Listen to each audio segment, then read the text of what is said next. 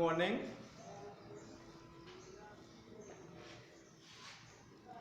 आज हम आपको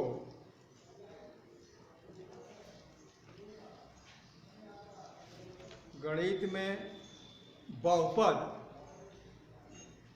पढ़ाने जा रहे हैं। आप कक्षा 9 में बहुपद और उनकी घातों के बारे में अध्ययन किया हुआ है।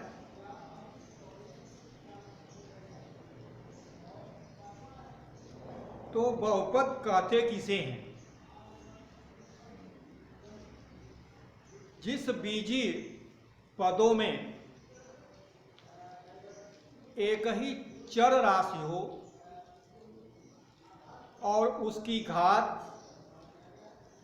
पूर्ण संख्या और धनात्मक हो, वह बहुपद कहलाता है।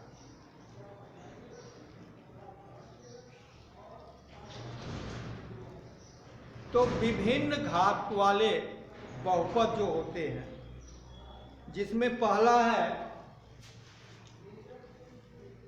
रेखीय बहुपद। रेखीय बहुपद, इसमें चर की जो घात होती है एक होती है। चर की जो घात होती है वह एक होती है। जैसे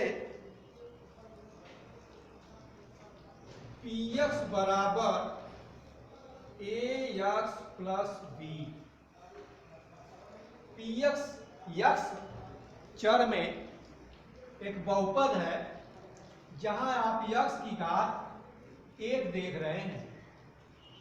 ध्यान रहे, इस x की जो गुणांक a है वह a जो है शून्य नहीं होनी चाहिए। क्यों नहीं होना चाहिए? यदि a शून्य हो जाएगा, यह x पूरा शून्य हो जाएगा और तब इसमें चर नहीं रह जाएगा। तो यह है रेखीय बहुपद, जिसमें चर की घात एक होती है। दूसरा है द्विघात बहुपद। द्विघात बहुपद वीडियो बना जैसा कि भाई ना कोई द्विघात बहुपद। और द्विघात बहुपद में जो चर होती है उसकी घात 2 होती है। जैसे px बराबर ax square plus bx plus c। यहाँ पर चर x है, a जो है x स्क्वायर का गुणांक, b जो है x का गुणांक, c आपकी अचर राशि है। यहाँ भी ध्यान दीजिए, जब यह द्विघात बहुपद है तो x स्क्वायर यानी जिसकी घात 2 है उसका गुणांक शून्य नहीं होगा। यदि यह शून्य हो जाता है, यदि यह शून्य हो जाता है तो x स्क्वायर इसमें से विलुप्त हो जाता है और तब बचता है bx प्लस c, जो कि रेखीय बहुपद होगा। ठीक है। तीसरा त्रिघात बहुपद। त्रिघात बहुपद यानी जो बहुपद होगा उसकी घात 3 होगी। जो घात होगी वह 3 घात 3 होगी। जैसे px बराबर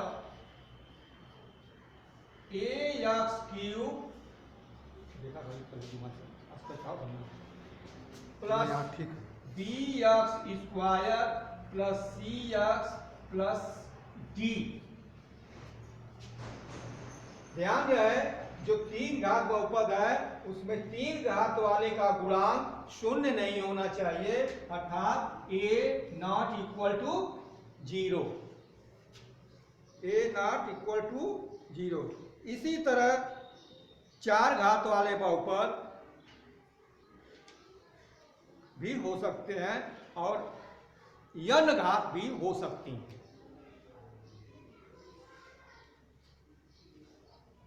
अब हम आपको बता रहे हैं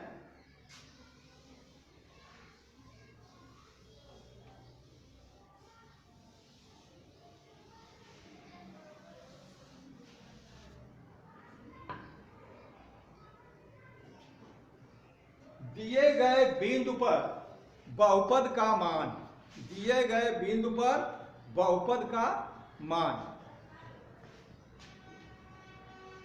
दिए गए बिंदु पर बहुपद का मान, दिए गए बिंदु पर बहुपद का मान, जैसे px बराबर, जैसे px बराबर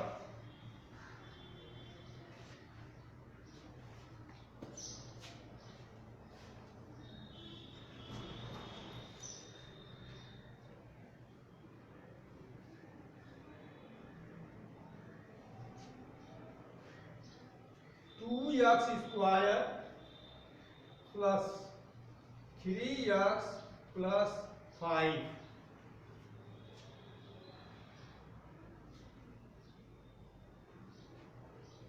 यहां माइनस कर लीजिए। तो बहुपद का जो मान होगा, जिस मान से यह शून्य हो जाए वह बहुपद का मान होता है। यदि हम x बराबर 2 रखते हैं तो देखते हैं कि इसका मान कितना होगा। तो 2 गुणे 2 का स्क्वायर माइनस 3 गुणे 2 धन 5 बराबर 2 गुणे 2 का स्क्वायर 2 दूना 4 माइनस 3 दूना 6 प्लस 5, 4 दूना 8 माइनस 6 प्लस 5, धन 8 है धन 5 है तो यह हो गया धन 13 और माइनस 6 बराबर 7। यानी इस दिए गए बहुपद का 2 पर मान 7 होता है। ठीक इसी तरह किसी भी दिए बिंदु पर सपोज कीजिए -1 पर बहुपद का मान क्या होगा। तो 2 और x के स्थान पर -1 का स्क्वायर माइनस 3 गुणे -1 प्लस 5, जहां जहां x है x के मान को वहां रख देंगे। यह 2 गुणे माइनस का स्क्वायर जब करेंगे तो प्लस होगा और 1 का स्क्वायर 1 यानी कि 1 माइनस माइनस गुणे माइनस प्लस होता है तो 3 1 कम 3 और प्लस 5 और यह हो गया 2 1 कम 2 प्लस 3 प्लस 5 और यह बराबर हो गया 10। तो किसी भी दिए गए बिंदु पर बहुपद का मान निकालने के यह तरीके, ठीक है। अब आते हैं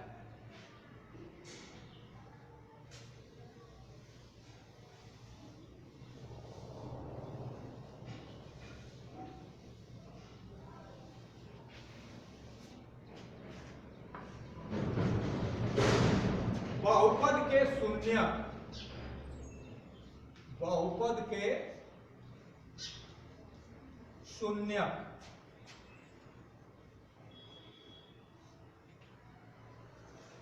अर्थात बहुपद का शून्य वह कहलाता है जो भी मान बहुपद में रख दें और उसका मान शून्य हो जाए तो रखा गया मान ही बहुपद का मान कहलाता है।